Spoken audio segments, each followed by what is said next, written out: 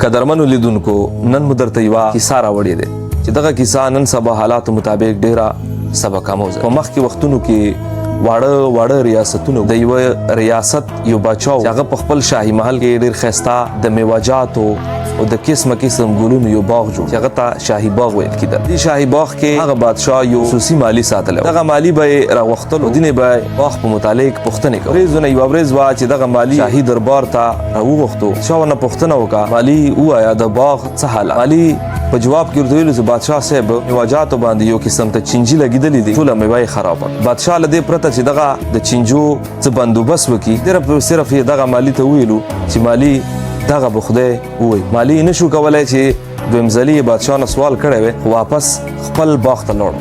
چې کله مالي خپل باغ ته لاړو، ګوري په دغو چینجو باندې یو توپ مرغۍ عادتې شوي دي او دغه چینجي ټولوي. ورځ خو په دې کې تېره شوه. سبا ته بیا بادشاه دغه مالي دربار ته د حاضرېدو حکم ورکړو. کله بیا دربار ته راغلو، شاه صاحب ورنه بیا پوښتنه کوي چې د شاهي باغ څه حالات دي، تازه ترین حالات یې راته وښایه. علي ورته وویلو، بادشاه صاحب کیسه خو اوس په بل رنګ لاړه. په دغو چینجو چې کومو په میوه‌جاتو باندې لګېدلي وو، هغو باندې یو قسم ته وړې مرغۍ عادتې شوي دي، ټول چینجي ټول. شاه بیا هم صرف دغه خبره کې غوندې ورته وکړه چې دغه به هم خدای ووایي. بیا مالي نشو کولی چې دوانځلي دینه پوښتنه وکړي. مالي خپل شاهي باغ ته واپس لاړ. مالي په خپل کارونو کې بوخت دی. څه ګوري چې مرغو باندې یو غټه مرغۍ راشي، یوه رانیسي او چیرې کوي یې خوري. مالي دغه تماشا ګوري، بلها مرغۍ دغه غټې مرغۍ وخوړې، بلکې په ختمېدو یې کوي. ورځو پاس بیا دغه مالي بادشاه دربار ته راوغوښتو. کله مالي دربار کې بیا حاضر شو، بادشاه ورنه بیا پوښتنه کوي چې مالي د باغ تازه ترین څه صورتحال دی؟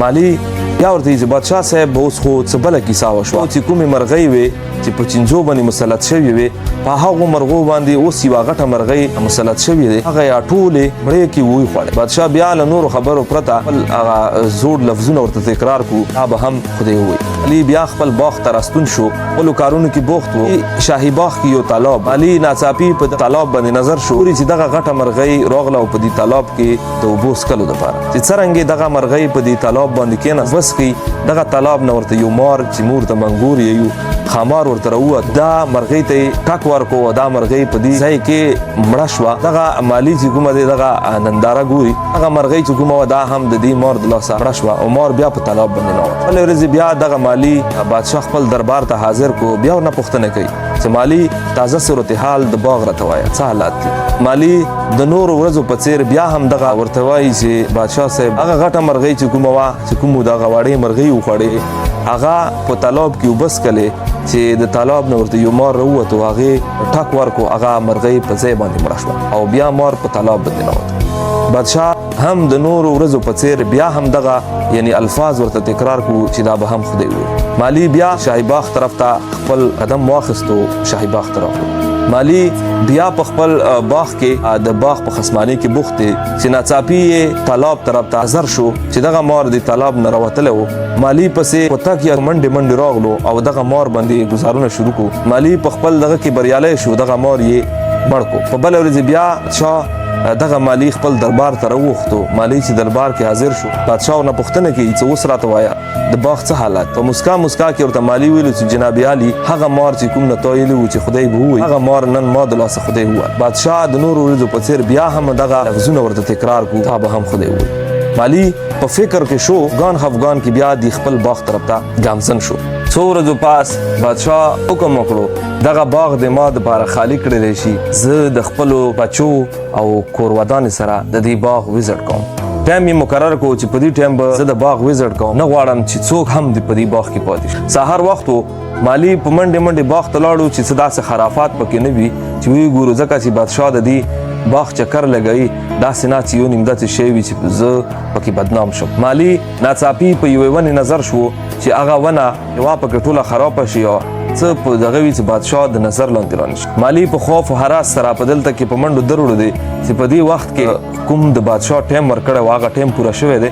په دروازې باندې سره د سینتریانو بادشاه رانوت. علي نشو کولی چې په دې ګیټ باندې ورشي، ځکه چې دلته بادشاه حکم کړی. نو مالي زر یوې ونې ته وخاتو، په هغې کې خفیه کېناست. له بده مرغه بادشاه راتلو د دغې ونې لاندې ودرېدو او د باغ ننداره کوي. تاسو ته دې معلومه وي چې کله انسان په یو مشکل کې په غبرهټ کې راشي بیا خامخا ورڅخه څه غلطي کوي. نو دغه به مالي په دې ونې کې ناست دی او سره د فیملي سره د لوڼو دغه بادشاه دې ونې لاندې ودرېد. د مالي چې کوم و هغه د غبرهټ د واجې بدن پر پیدو شو. دې سره یوه خرابه میوه وه چې هغه د ونې په خوځېدو سره هغه کټ شو د لاندې د بادشاه باندې ولګېد. بادشاه ته څنګه فکر شو پاسه ونې طرف ته یې ولیدو مالي پکې ناست دی. بادشاه ښه ونه لیده شو نو بادشاه ډایرکټ حکم وکړو چې دغه مالي شوټ کړی شي. لاندې نه دې سره چې کوم ګارډ والا و هغو ډایرکټ دغه مالي شوټ کو او لاندې راوغورځېد. نو مقصد مې د دغې کیسې دغه دی څومره هم د خرافاتو خلق دي دا یو به خدای وایي. کوشش دا کول پکار دي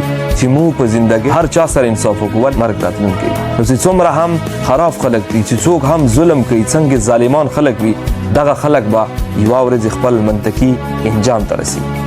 نو د کیسې مطلب مې دا و لکه څرنګې دغه مالي خپل انجام ته ورسېدو او دې مالي سره سره نور چې کم خرافات وو اول په میوو باندې چینجی لګېدلی و یا هغې باندې مرغۍ راغلې یا په هغې باندې غټه مرغۍ راغلې وه یا په غټې مرغۍ باندې خامار راوتلی و خامار باندې یا دغه مالي راوتلی و. نو دغه د بادشاه خبرې ټولې په خپل ځای باندې برابرې وختې او دغه مالي ته هم سزا میلاو شو. نو مقصد مې دغه دی په دې دنیا کې یو صرف هغه خاصه بادشاه دی هغه به پاتې کېږي. نور به که څوک څه قسم هم حرکتونه کوي څوک څه قسم بې انصافي کوي څوک څه قسم ظلم هم کوي نو دغه ټول خپل منطقي انجام ته رسي. نو کوشش کوئ چې نورو په ښې باندې راشو د نورو دپاره ښه نظر وکئ او ښه وخت تېر کړئ. والسلام.